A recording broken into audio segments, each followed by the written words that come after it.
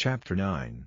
And Elisha the prophet called one of the children of the prophets, and said unto him, Gird up thy loins, and take this box of oil in thine hand, and go to Ramoth Gilead, and when thou comest thither, look out there Jehu the son of Jehoshaphat the son of Nimshi, and go in, and make him arise up from among his brethren, and carry him to an inner chamber, then take the box of oil, and pour it on his head, and say, Thus saith the Lord, I have anointed thee king over Israel.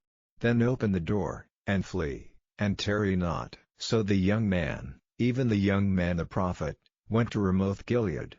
And when he came, behold, the captains of the host were sitting, and he said, I have an errand to thee, O captain. And Jehu said, Unto which of us? And he said, To thee, O captain.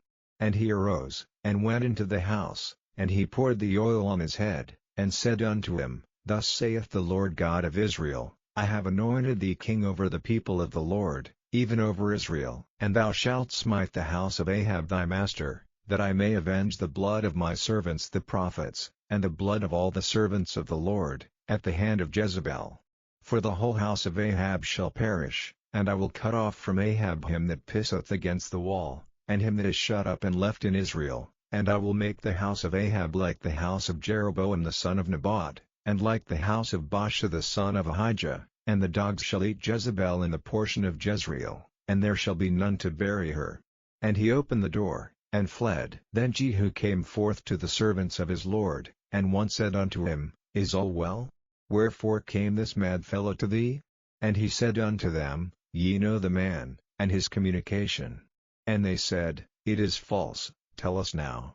And he said, Thus and thus spake he to me, saying, Thus saith the Lord, I have anointed thee king over Israel.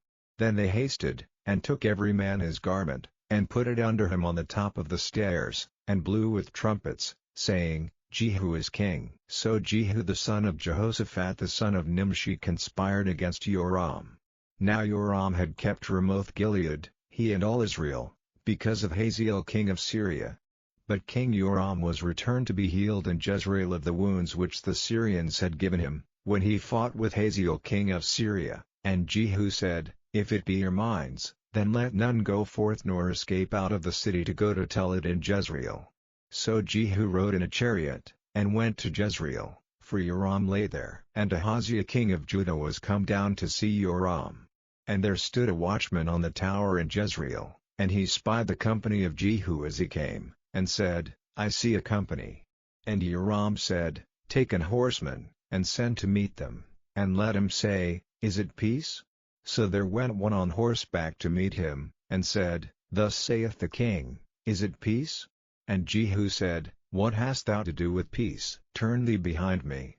And the watchman told, saying, The messenger came to them, but he cometh not again.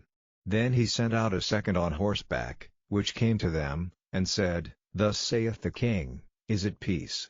And Jehu answered, What hast thou to do with peace? Turn thee behind me. And the watchman told, saying, He came even unto them, and cometh not again, and the driving is like the driving of Jehu the son of Nimshi, for he driveth furiously. And Joram said, Make ready. And his chariot was made ready. And Joram king of Israel and Ahaziah king of Judah went out, each in his chariot. And they went out against Jehu, and met him in the portion of Naboth the Jezreelite. And it came to pass, when Joram saw Jehu, that he said, Is it peace, Jehu? And he answered, What peace, so long as the whoredoms of thy mother Jezebel and her witchcrafts are so many? And Joram turned his hands, and fled, and said to Ahaziah, There is treachery, O Ahaziah. And Jehu drew a bow with his full strength, and smote Jehoram between his arms. And the arrow went out at his heart, and he sunk down in his chariot. Then said Jehu to Bidkar his captain, Take up, and cast him in the portion of the field of Naboth the Jezreelite, for remember how that, when I and thou rode together after Ahab his father, the Lord laid this burden upon him. Surely I have seen yesterday the blood of Naboth, and the blood of his sons, saith the Lord, and I will requite thee in this plat, saith the Lord. Now therefore take and cast him into the plat of ground, according to the word of the Lord.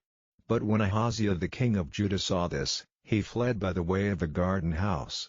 And Jehu followed after him, and said, Smite him also in the chariot. And they did so at the going up to Gur, which is by Ablim. And he fled to Megiddo, and died there. And his servants carried him in a chariot to Jerusalem, and buried him in his sepulchre with his fathers in the city of David. And in the 11th year of Joram the son of Ahab began Ahaziah to reign over Judah. And when Jehu was come to Jezreel, Jezebel heard of it, and she painted her face, and tired her head, and looked out at a window.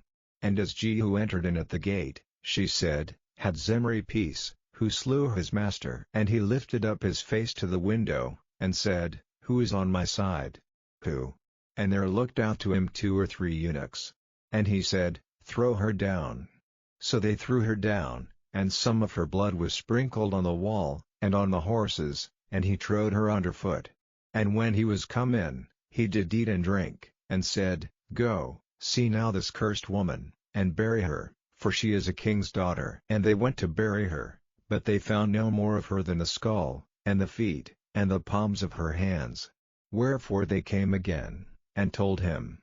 And he said, This is the word of the Lord, which he spake by his servant Elijah the Tishbite, saying, In the portion of Jezreel shall dogs eat the flesh of Jezebel, and the carcass of Jezebel shall be as dung upon the face of the field in the portion of Jezreel, so that they shall not say, This is Jezebel.